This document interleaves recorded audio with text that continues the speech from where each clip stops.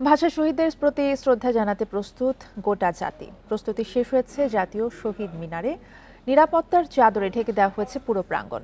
এ বিষয়ে আরো জানাতে সেখান থেকে আমাদের সাথে সরাসরি যুক্ত আছেন সহকর্মী রেজওয়ানুল হক। রেজওয়ান, শেষ মুহূর্তের প্রস্তুতি কেমন দেখছেন এবং সার্বিকভাবে আসলে নিরাপত্তা পরিস্থিতি কেমন লক্ষ্য করছেন? হ্যাঁ, আমি এই মুহূর্তে দাঁড়িয়ে আছি কেন্দ্রীয় শহীদ মিনারে একদম সামনের যে রাস্তাটি আছে সেখানে আমি দাঁড়িয়ে আছি। এখানে এখনো যান চলাচল করছে। অন্যান্য বছর এই জায়গাটিতে যেভাবে যান চলাচল বন্ধ করে দেওয়া হয় সন্ধ্যা 6টার মধ্যে, এবার কিন্তু সেটি রাখা হয়নি। এবার বলা হয়েছে যে পরিস্থিতি বুঝে সেটি 8টা থেকে 9টার মধ্যে যে 60টি রাস্তা আছে কেন্দ্রীয় শহীদ মিনারকে কেন্দ্র করে এর আশপাশে যে 7টি স্থান আছে সেই 7টি রাস্তা বন্ধ করে দেওয়া হবে। শুধুমাত্র যখন সর্বসাধারণের জন্য খুলে দেওয়া হবে এই শহীদ বেদিতে শ্রদ্ধা নিবেদনের জন্য, তখন চাংখারপুল দিয়ে শহীদ জগন্নাথ হল হয়ে পলাশী থেকে জগন্নাথ হল হয়ে এখানে ফুল দেওয়া এবং শ্রদ্ধা নিবেদন শেষে দোয়েল চত্বর দিয়ে বেরিয়ে যাওয়ার যে রাস্তাটি আছে সেটি শুধু খুলে দেওয়া হবে।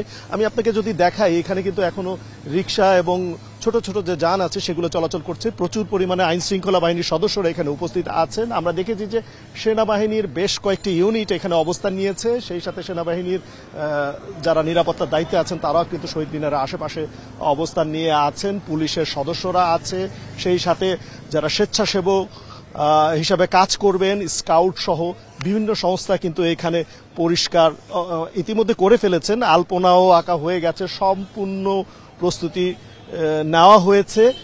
শুধু সেই মহেন্দ্রক্ষণের অপেক্ষা। এবং আপনি জানেন যে এখানে এই 21শে ফেব্রুয়ারি মহান শহীদ দিবস এবং আন্তর্জাতিক মাতৃভাষা দিবসকে কেন্দ্র করে প্রতি বছরই কিন্তু প্রচুর মানুষের সমাগম ঘটে থাকে এবং এই সমাগমকে ঘিরেই কিন্তু এই জায়গাটিতে একটি নিরাপত্তা ব্যবস্থা জোরদার করা হয়ে থাকে প্রতি বছরই। এবারও তাই করা হয়েছে এবং সেই প্রেক্ষাপটে কিন্তু পুলিশ, র্যাব এবং অন্যান্য আইন শৃঙ্খলা বাহিনী প্রেস ব্রিফিং করেছেন। 2-3 দিন আগে থেকে প্রেস ব্রিফিং শুরু করেছেন। আজকেও বলেছেন তারা নিরাপত্তার স্বার্থে বাড়তি ফোর্স এখানে নিয়োগ দেওয়া হয়েছে এবং তারা এরই মধ্যে কাজ করছেন। আমরা দেখছি যে শহীদ মিনারে প্রচুর পুলিশ সদস্য ঘিরে রেখেছে।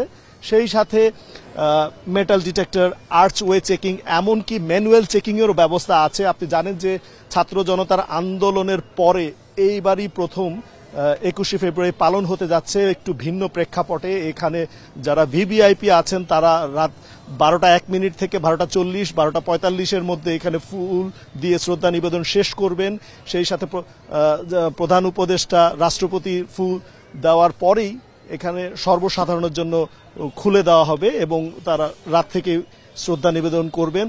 সকালেও শ্রদ্ধা নিবেদন চলতে থাকবে এবং এই শহীদ মিনারকে কেন্দ্র করে এখানে আশেপাশে প্রায় 1 কিলোমিটারের মধ্যে গোয়েন্দা সংস্থার নজরদারি থাকবে এমনটি জানানো হয়েছে আইন শৃঙ্খলা বাহিনীর তরফ থেকে।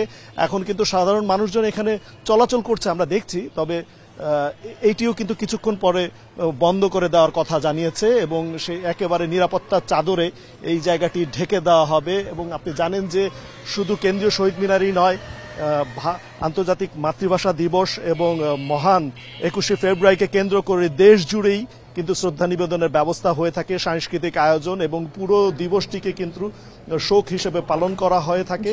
এবং সেই উপলক্ষেই কিন্তু এবারও দেশের বিভিন্ন প্রান্তে 21শে ফেব্রুয়ারিকে ঘিরে বিভিন্ন আয়োজন করা হয়েছে এবং কিছুক্ষণ বাকি আছে সেই মহেন্দ্রক্ষণটি শুরু হতে।